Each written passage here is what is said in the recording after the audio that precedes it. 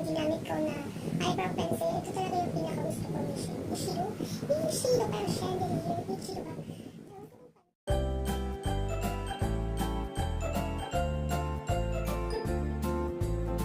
Hello YouTube, this is Mariskin. Welcome back to my channel.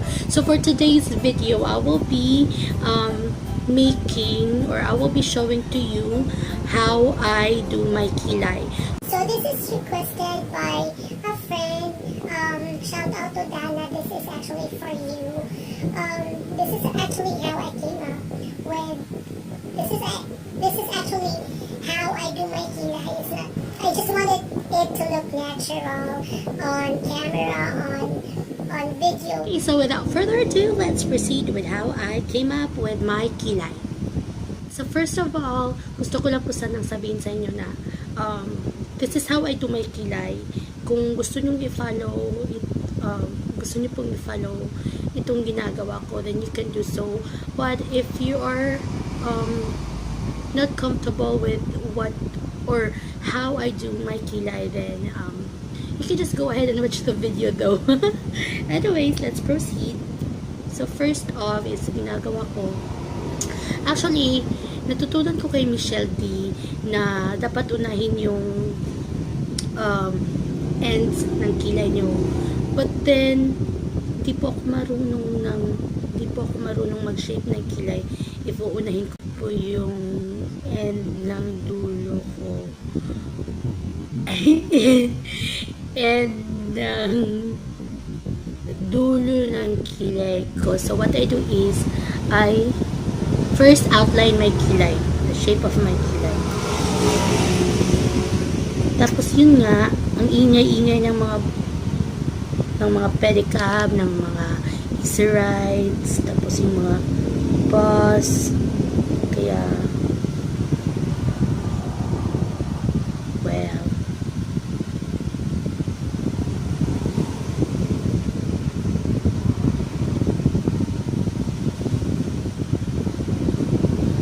actually guys, may lakad ako ngayon, kaya naisipan ko na lang na mag-film ng video since magkikilay naman ako. So yun. So after nyan, syempre nagawa ko na yung outline ng kilay ko.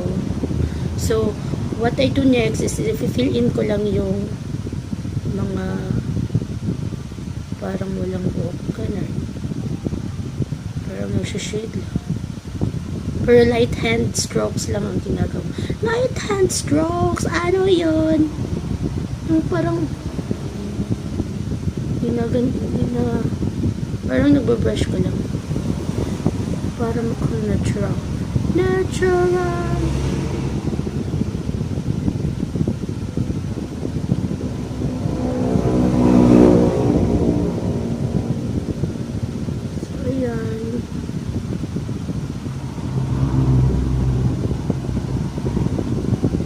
Yan, bes. So, after nyan ba yun, brush mo lang.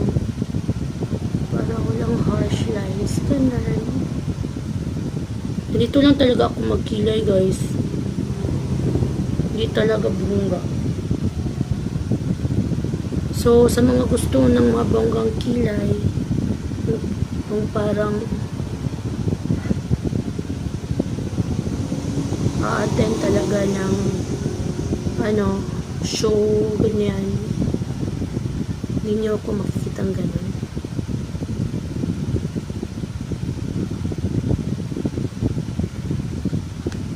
Ayan. So, tapos brush 3 times a day.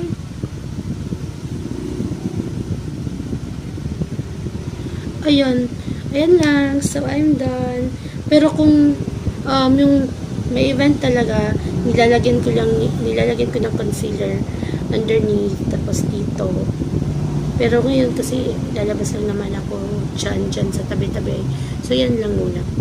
And, ito nga pala yung ginamit ko na eyebrow pencil. Ito talaga yung pinakagusto ko ni Shido.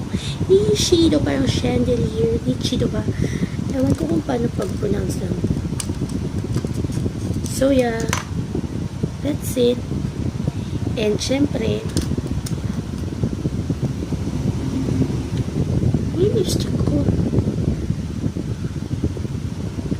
Punta ako ng labas eh. Syempre, yung lipstick ko. Yan lang. So, anyways, that's how I do my key. Yes, this is my kilay right now. So, sobrang simple lang. And talagang ganun kaya akong kilay guys ha. Puso niyo yung mga na kilay yung bukas sa Instagram ko. Hopefully, mag-alala ko yung mga na kilay. May mga things kasi na ayaw ko talagang mag-kilay ng gusto niya sa kapal. Kasi parang feeling ko, hindi siya makakita sa personality ko. Kasi parang nagkawala ko ng kilay. Pag kita lang yung kilay ko, hindi siya masyadong wala ng kilay. Parang super straight kilay ko. So, ayun. Gusto ko lang kung may codes. At alam ko yung sinasabi, no? So, ayun.